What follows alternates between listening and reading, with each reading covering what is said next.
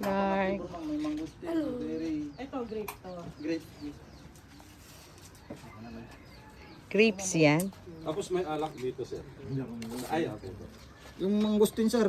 Hindi naman to alak, no? Juice lang, ma'am. Juice lang. Juice. Sabi ang init. Pero kung sino pa yung magpipitas, may mga basket pa dito. Ay, masarap. Ma'am, lahat po, masarap ito pa po. Ay, ano yan? Mga goyabano po. Yung mangustin, sir. 4 na flavor po yan, ma'am. Hindi naman to, ano, yung parang sugar lang. Puro Hindi po, to. opo. Kasi makikita mo po yung nasa ilalim nito. Ah, talaga. Purong guyabano. Opo.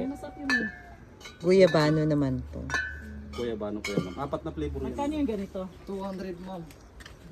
Pero may promo yung farm, ma'am, kung sakali mabili Sinong po gumawa yun. niyo? Po? Sinong gumawa niyo kayo po? Pinapaprocess po sa machine kasi wala pong machine dito sa farm. Kung sakali yung ubas, pipitasin nila tapos Ah, may Kala ko ano. kayo gumawa yung napapag sa ilang Ano yung asan kuya ba? Ano yung una? Ano yung unang pinatikim mo sa amin, kuya? Ano yung dati nila, kuya? hindi po, Yung una, ano yung pinatikim mo sa amin? Ginagawa nila.